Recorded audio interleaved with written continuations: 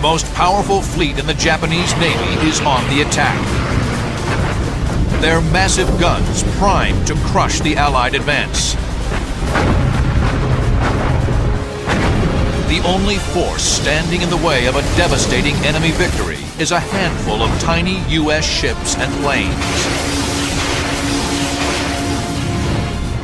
It's a courageous group of American tin cans facing off against a giant Japanese armada led by the legendary Yamato, the largest battleship in history.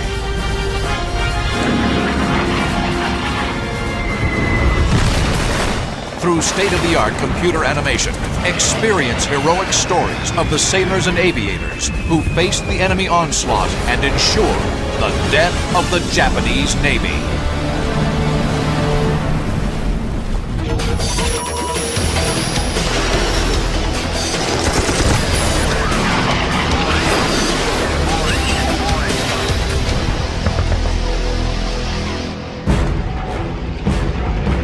October 24, 1944.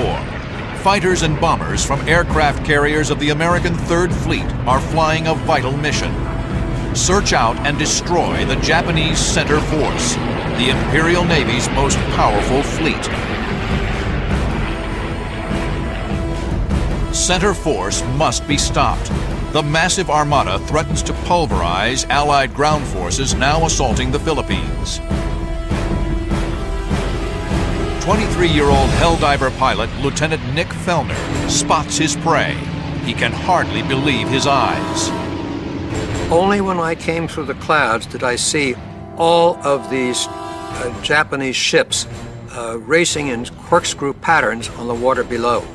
So I picked out the largest ship I could find and homed in on that ship. And it was the largest target I'd ever seen. Fellner's target is, in fact, the largest, most heavily armed battleship ever put to sea, Japan's flagship Yamato. The 72,000-ton behemoth wields the most powerful naval guns in history. Her 18-inch main battery can hurl 3,000-pound shells over 25 miles. The Yamato was launched with the intention of destroying any enemy battleship at a standoff range, which is to say the 18-inch guns of the Yamato were meant to destroy the U.S. fleet before the U.S. fleet could ever get off a shot. Yamato, her sister ship Musashi, and the rest of the 27-ship center force steamed relentlessly toward the Allied ground forces. Fellner must act now. We moved into an attack formation. It was principle for dive bombing to attack out of the sun. This gave us the best chance of coming in without the gunners on the deck being able to shoot up at us. Yamato unleashes her 150 anti-aircraft guns. Fellner dives into the eye of the deadly storm. His Helldiver carries a single 1,000-pound armor-piercing bomb. Fellner must aim his plane directly at his target, dive in as close as possible, and fly rock steady in the face of lethal enemy fire. Plunging nearly 10,000 feet in a near-vertical, screaming power dive. The important factor is to make sure that we're on target. Somewhere below 1,000 feet, I realized I had no more time, and I pressed the button on the bomb release.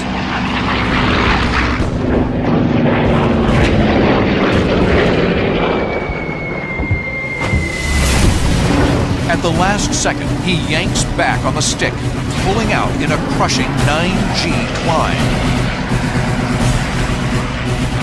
He looks back at his target.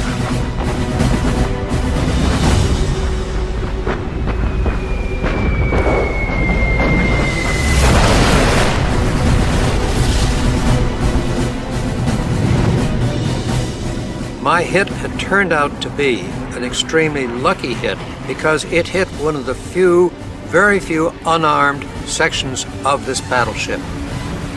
Fellner's bomb punches through the deck and detonates deep inside the ship. When it exploded below the water level, it caused two huge holes to open in the hull of the ship.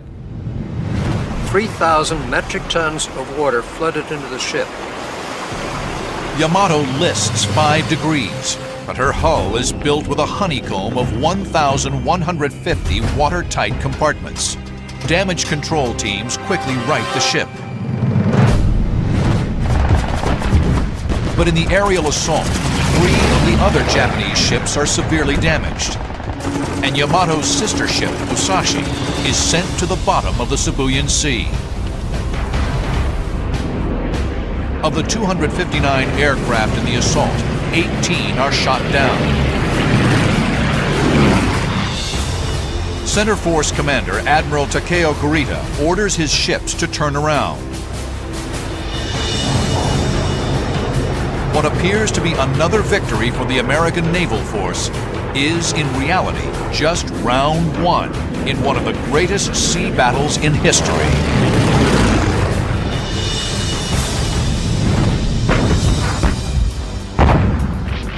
It's late in the war. Japan desperately needs to halt the Allies' unstoppable advance.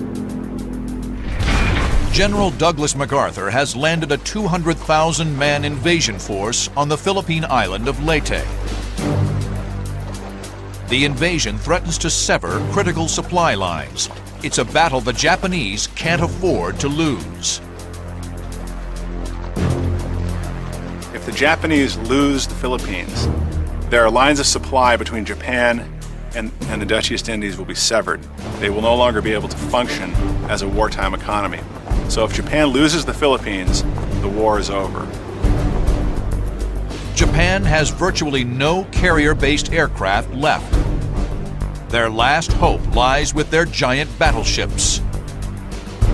They devise a bold strategy called the Shogo, or Victory Plan. The objective? Crush MacArthur's invasion force with the battleship's big guns. Shogo divides the Japanese Navy into 3 forces. The center force, led by Admiral Kurita, will steam towards Leyte through the San Bernardino Strait. A southern force will steam north toward MacArthur's troops from the Surigao Strait. The plan is to get these forces through these heavily guarded waterways and to approach Leyte as in a pincher movement from the north and from the south. The key to the plan is deception.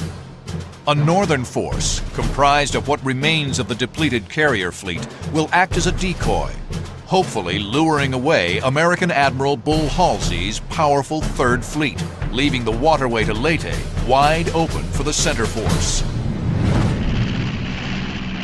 Now, in the aftermath of the successful air attack on the center force, Halsey takes the bait. He believes Kurita is retreating, so he moves north to pursue the Japanese carriers. Then, just 2 hours after turning away, Admiral Kurita orders the Yamato and his other remaining ships to reverse course and steam back towards Leyte.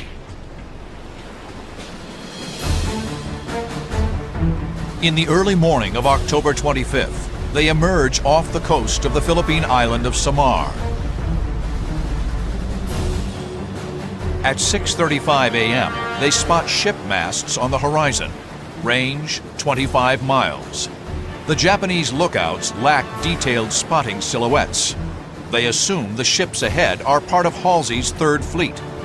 They couldn't be more wrong. It's a small task unit of the American 7th Fleet called Taffy 3, a handful of small ships only there to support ground troops and scout for submarines.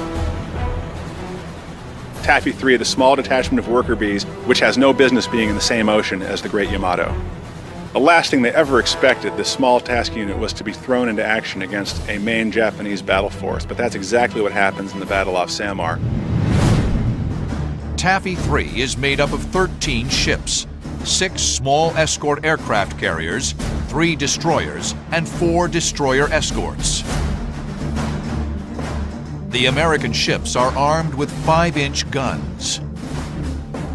The center force boasts 23 warships, 4 battleships, 6 heavy cruisers, 2 light cruisers, and 11 destroyers.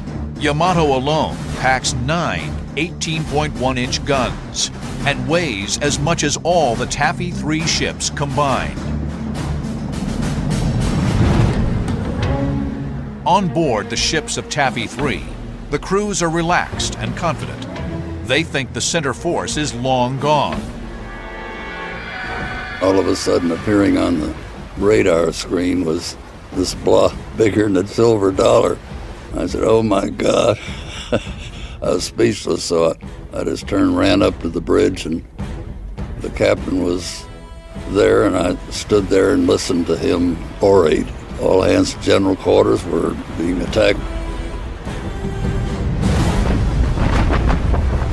At 6:59 a.m., the 18-inch guns of Yamato open up on Taffy 3.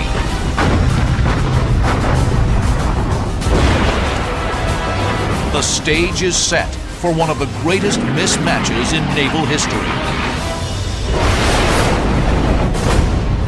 A virtual David versus Goliath on the high seas.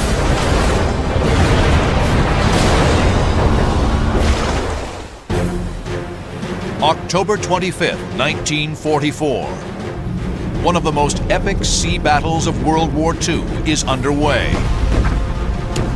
The Japanese center force has opened fire on Taffy 3, a group of tiny American ships. Sheets of flame explode from Yamato's massive guns.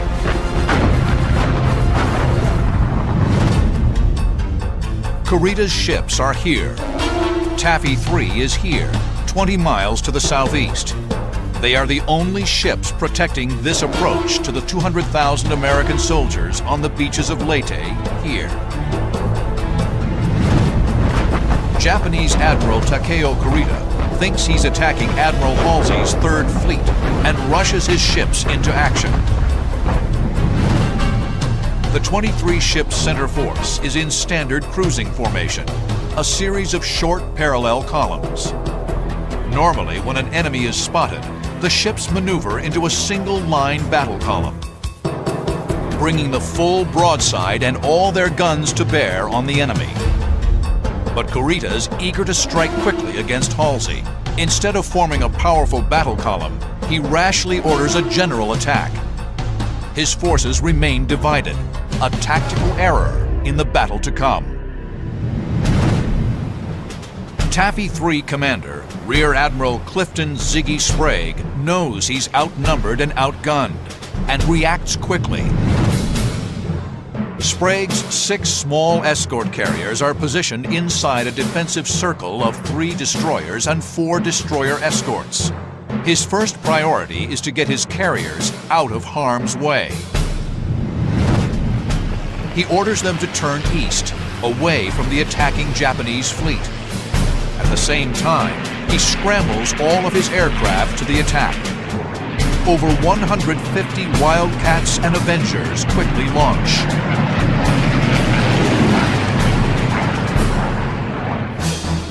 The destroyers and destroyer escorts lay a protective smokescreen.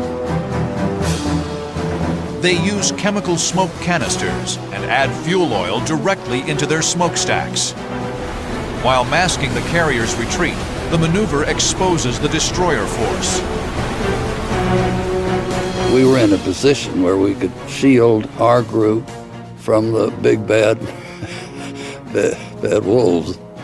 And when we were going back and forth making this initial smoke screen, they tended to shoot a little bit more at us.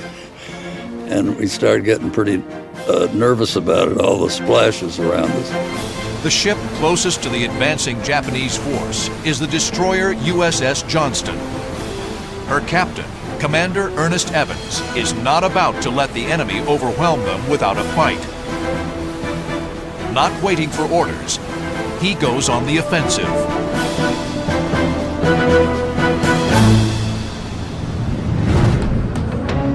In what seems like a suicide mission, he orders flank speed, full left rudder. Johnston breaks defensive formation and steams directly towards the enemy fleet. I'd talked to the captain, and the only thing I mentioned to him, please don't let us go down with our torpedoes aboard. I'd been in the Battle of Guadalcanal 2 years earlier, and that was on a destroyer, and we didn't fire any of our torpedoes. So I wanted to get those fired. He said, well, let's go ahead and make our torpedo attack. To get within range for an effective torpedo strike, Evans must close to within 5.5 miles. But the Japanese naval guns can strike at 3 to 4 times that distance. A single round from Yamato could kill everyone aboard Johnston.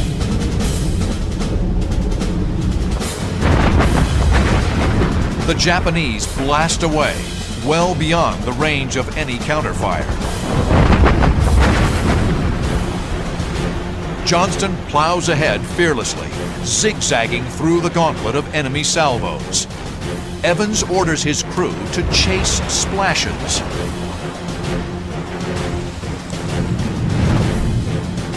In this defensive tactic, the ship sets a course for the plume of water caused by an impacting enemy shell, gambling that the enemy gunners won't shoot in the same place twice.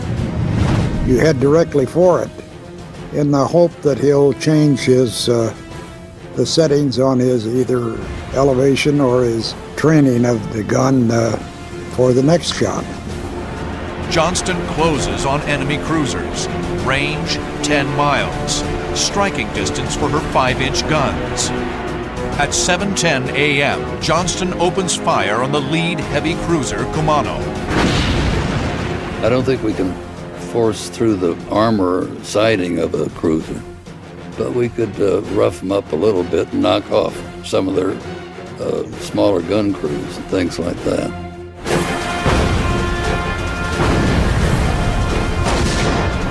In 5 furious minutes, Johnston's main battery unleashes over 200 rounds.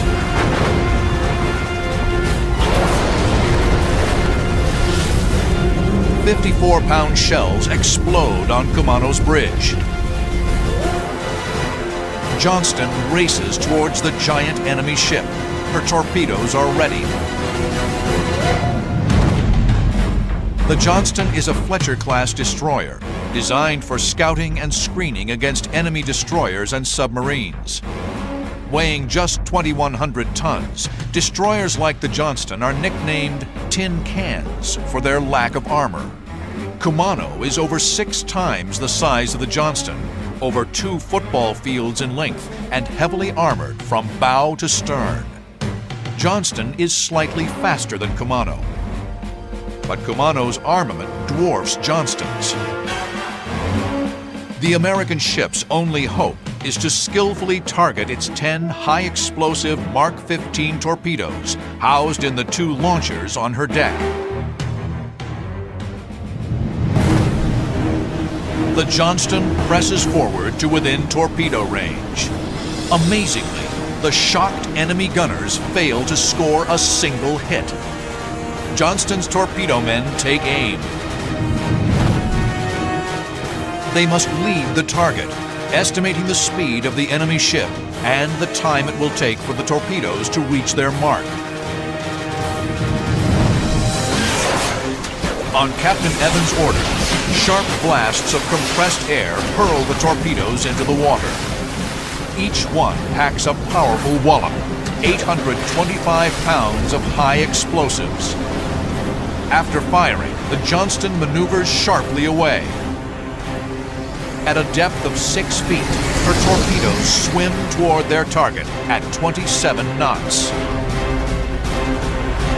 Then, a powerful explosion. The Kumano is hit hard. The Kumano has her bow blown off by one of the torpedoes from the Johnston. She shears out of line, crippled, and a second cruiser, the Suzuya, pulls out as well to stand alongside. And so right off the bat, at the battle's outset, owing to Captain Evans' audacity in attacking alone, 2 of the 6 Japanese heavy cruisers are out of the fight in the first 10 minutes. But the Johnston's triumph comes at a price.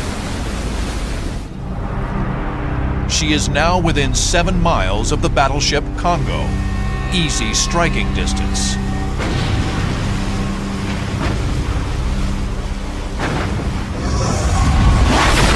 7:30 a.m., Congo fires 3 14-inch projectiles.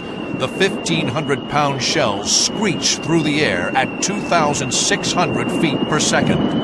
The heavy armor-piercing rounds slice right through Johnston's deck and engine room.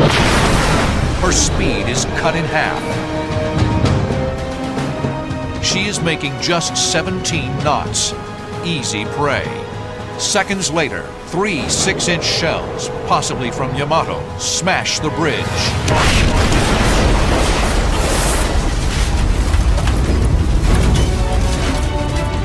It just felt like the ship was picked up and shaken.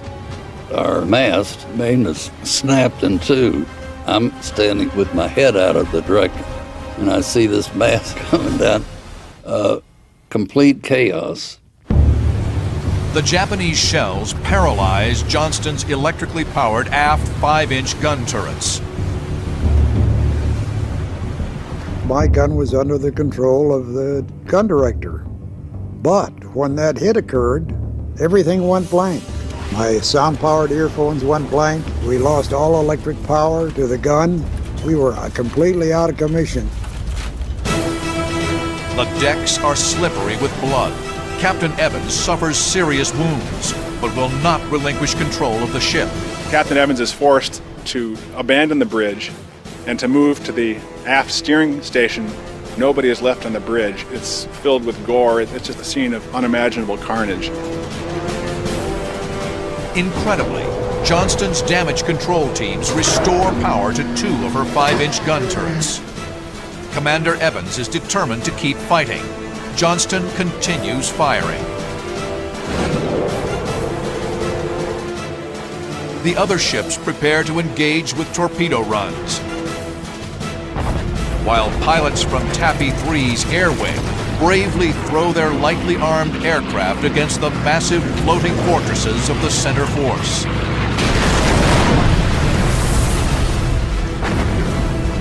The battle that began as a mismatch is now an all-out brawl. October 25th, 1944. American pilots from Taffy 3's small carriers take flight in a desperate attempt to stop the Japanese center force from annihilating their ships. These fighters and dive bombers are armed for ground attack and anti-submarine duty. Their weapons are virtually useless against the giant Japanese ships. Many of them armed with nothing other than depth charges or machine gun bullets, in some cases almost nothing at all. And their job is to bear down that center force and do something, anything, to prevent their carriers from being run down like dogs on a highway and slaughtered by these massive ships. Lieutenant Richard Roby flies with a division of FM-2 Wildcat fighters from the escort carrier Gambier Bay. The 24-year-old pilot maneuvers his fighter through a maelstrom of flak. You don't get scared. You get scared afterward, not during. Roby noses over from 1,200 feet, strafing Japanese destroyers with his 50 caliber machine guns. I aimed at the torpedoes, which are midships, because if I put the torpedoes out of existence, that put them basically out of existence. Soon, sister escort carrier groups Taffy 1 and 2, located 30 miles to the south, scramble their Wildcats and Avengers to assist.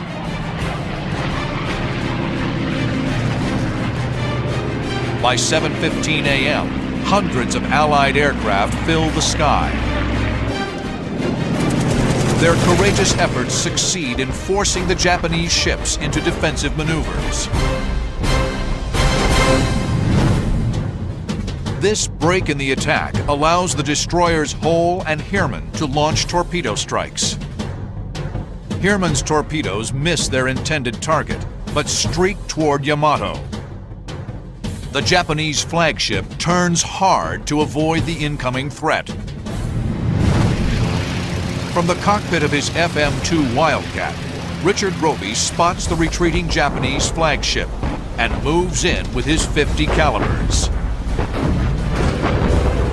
I started shooting at the anti-aircraft positions on the foredeck because they're unprotected. They're just out in the open. But then eventually I got to the point I couldn't bear on them because I was too low. That's when I shot at the bridge. I stopped firing because I ran out of ammunition. Surprisingly, after the air and torpedo assault, Yamato does not rejoin the fight. But Kurita's center force still wields plenty of deadly firepower. At 7:35 a.m., the tiny American destroyer escort Samuel B. Roberts enters the fray. She heads out on a torpedo run towards the heavy cruiser Chokai. Samuel B. Roberts is a destroyer escort, or DE. She's smaller than destroyers like Johnston, designed to scout for submarines. She's armed with 2 5-inch guns and 3 Mark 15 torpedoes. Chokai is over twice as long, 10 times as heavy, with over 15 times the armament of the Roberts. Here is a destroyer escort doing something she was never built to do. Here are her men doing things they were never trained to do, but they did it. As she steams ahead, the Roberts crew spots the mangled destroyer Johnston limping back from her strike. For 18-year-old Seaman First Class Jack Usen, the sight of Captain Evans on the Johnston's deck steels his resolve. There was Captain Evans on the back. He's giving orders. And we all said, look, that's Captain Evans on there, my God. And as he comes by us, he was saluting. He went like this, just like this, and gave a quick salute to our captain. Under cover of smoke, Roberts advances to within 2.5 miles of Chokai. We could see his 2 front 8-inch gun turrets turning toward us. And I swear to God, it looks like he was coming right between my eyes. Chokai fires 8-inch projectiles, each weighing nearly 300 pounds.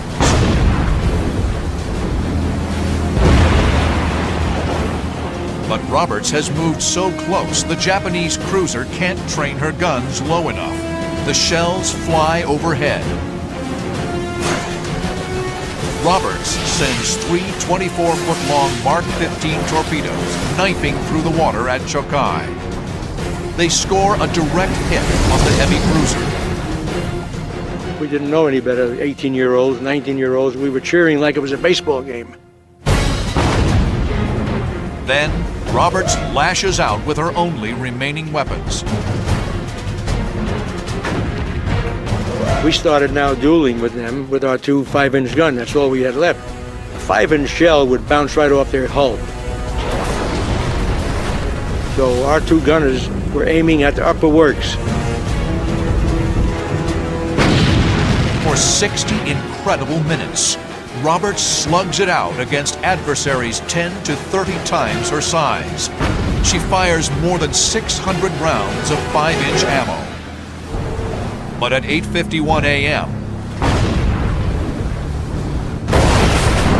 Roberts shudders under the first of several devastating hits. We took a salvo of 6 8-inch shells on the gun that's like mine up front, only in the back, 40 millimeter in the back. When the smoke cleared, we found out through our gun captain that 42 gun is gone, disintegrated, gone. We knew all our shipmates. I knew two boys pretty close in that gun back there. And all I could do was think of those guys, they're gone. And that's when we knew that this is it. This is a fight to the finish. In a furious last stand, the Roberts aft 5-inch gun, the only one left, sets the cruiser Chikuma's bridge afire and knocks out her number 3 gun turret.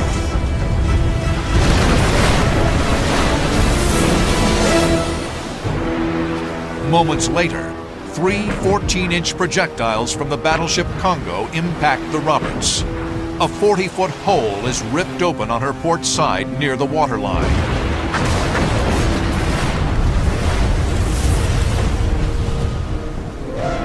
Drive a semi-truck through there. And we'd taken on water, tons of water were going in. Somebody yelled down, "Abandon ship! Abandon ship! Every man for himself!" At 9:35 a.m., Usen and his shipmates abandon ship and pray for rescue. 30 minutes later, Samuel B. Roberts, the courageous ship known in Navy lore as the destroyer escort that fought like a battleship, slips beneath the waves. 89 sailors go down with the ship. The tin cans of Taffy 3 are succumbing to the withering firepower of the Japanese Armada. October 25th, 1944, 9 a.m. The battle to protect MacArthur's invasion force has been raging for over 2 hours. Despite the Americans' heroic torpedo attacks, the Japanese force inflicts serious damage on 3 of Taffy 3's small escort carriers. Now, the light cruiser Yahagi leads 4 destroyers on a torpedo run against the crippled flat tops. The only American ship in position to stop them is the battered USS Johnston.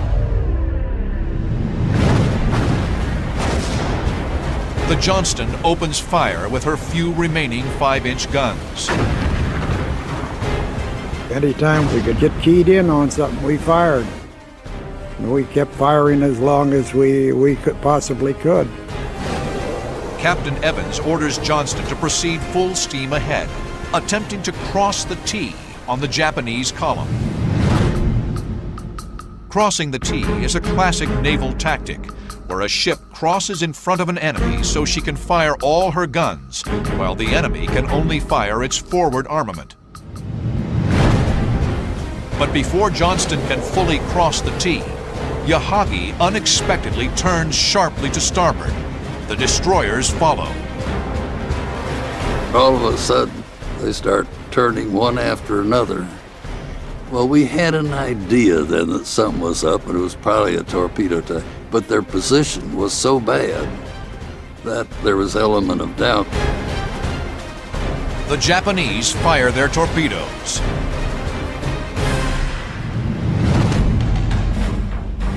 The Japanese Type 93 Long Lance is one of the most successful torpedoes of the war.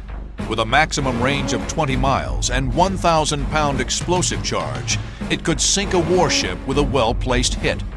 As with all torpedoes, speed, range, and running depth must be preset. But the Johnston has caused the Japanese to fire prematurely, before making proper adjustments. The torpedoes miss their mark. Again, Johnston has saved the carriers, and again, she pays the price. The 5 Japanese ships bear down on the lone destroyer. Johnston staggers fire among her attackers in a desperate but futile attempt to stave off the inevitable. At 9:10 a.m., a deadly fusillade rakes the ship. The early turning point was the gun 52 was hit, which was right and direct to the bridge. Well, it killed practically everyone in there, set 5-inch ammunition cases on fire, clouds of smoke. Finally, Johnston's damaged engines falter and quit. She's dead in the water.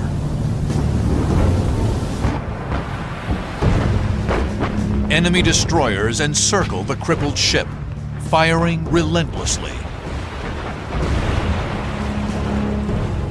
The ship was just taking so many hits that they couldn't patch holes fast enough, and just impossible to keep her afloat. At 9:45 a.m., 2 hours and 45 minutes into the battle, Captain Evans gives the order to abandon ship.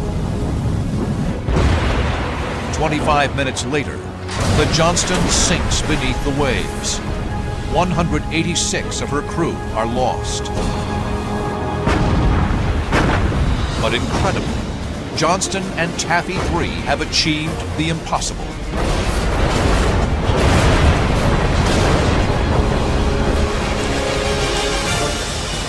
Admiral Kurita has signaled the 20 undamaged ships in the center force. Return home.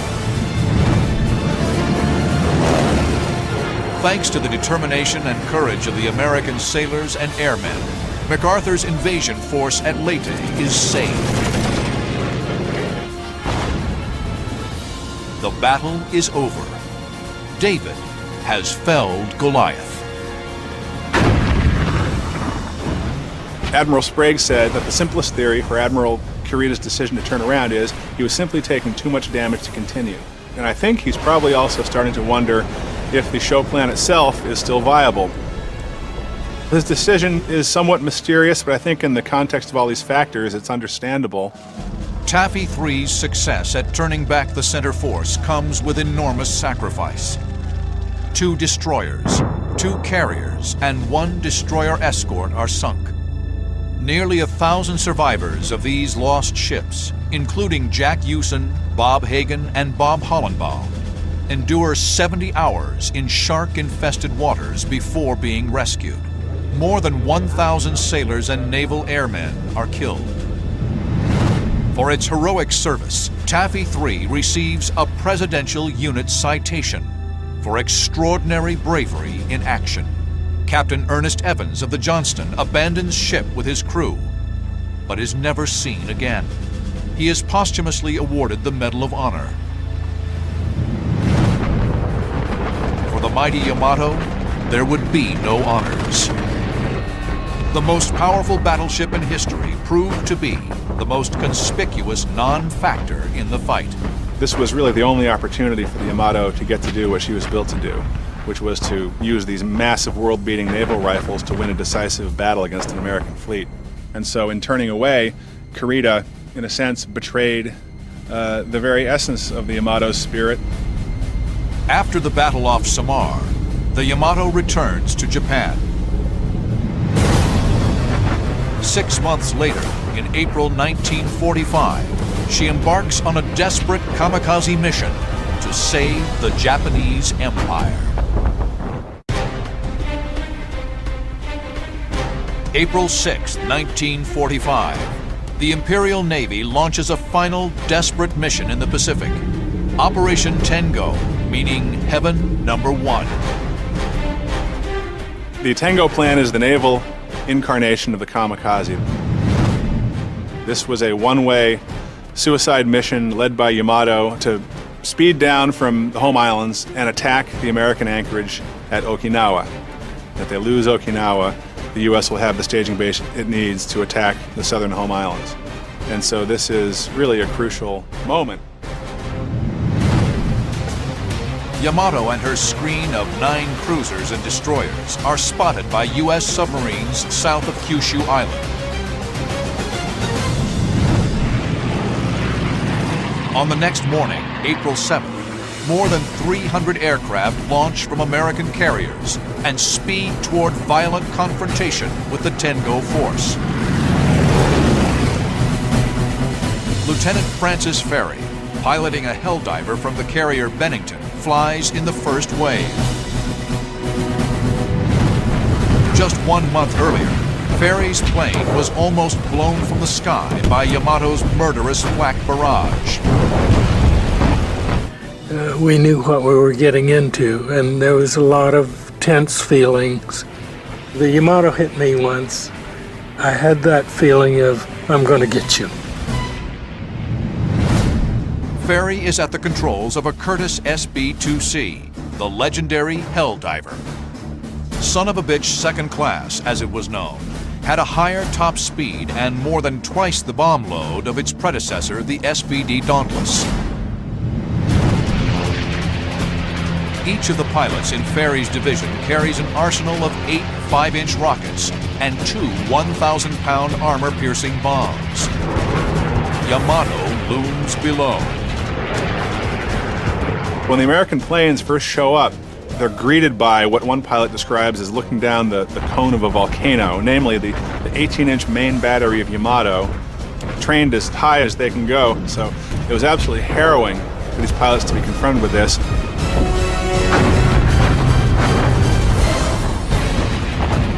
At 12:20 p.m., ferry pushes over from 3,000 feet, using his guns to draw a bead on the target. I used my 20-millimeter cannons to help me aim because I had tracers. And if the tracers were flying straight, then I knew I was flying straight. I could see my tracers going into the Yamato, and I'd drop both the 8 rockets and the 1,000-pound bombs at the same time. Ferry's bombs strike aft of the battleship's superstructure.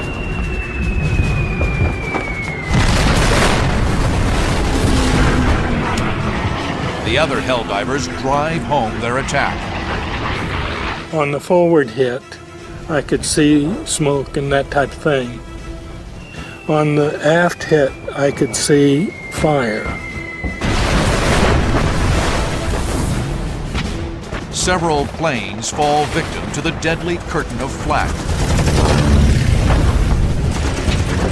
But their attack takes out most of Yamato's anti-aircraft guns. The path is clear for 2 more waves of bombers.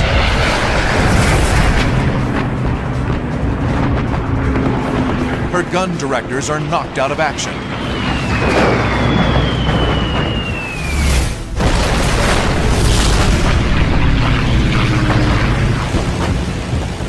Then TBM Avengers bore in at wavetop level, dropping Mark 13 torpedoes. These aerial torpedoes dive to a preset depth and detonate on impact. The torpedo's 600-pound warheads rip open watertight compartments on her port side. The port side is flooding with water and the ship takes on a list. It's very difficult to aim your guns on a ship that's listing. The Japanese attempt counterflooding on the starboard side. But these desperate moves only buy the Yamato another half hour of life. Just after 2 p.m., the effects of at least 15 bomb and torpedo hits have reduced the mightiest battleship ever built to a sinking hulk. There are 2 feelings. One, you've done something, you're satisfied, you get that feeling. But you also get a sad feeling, bombing a vessel full of young kids. And that's the thing that has bothered me over the years. Every April 7th, I go through that.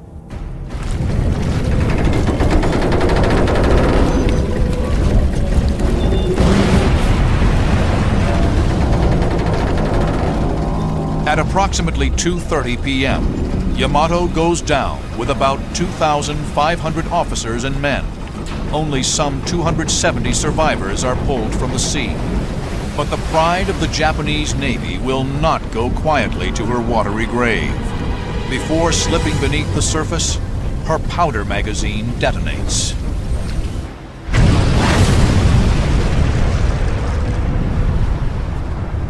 On April 7, 1945, carrier-launched airstrikes sink not only Yamato, but also the cruiser Yahagi and 4 destroyers in the ill-fated Tengo mission. Of more than 300 U.S. aircraft involved in the attack, 10 planes and 12 airmen are lost.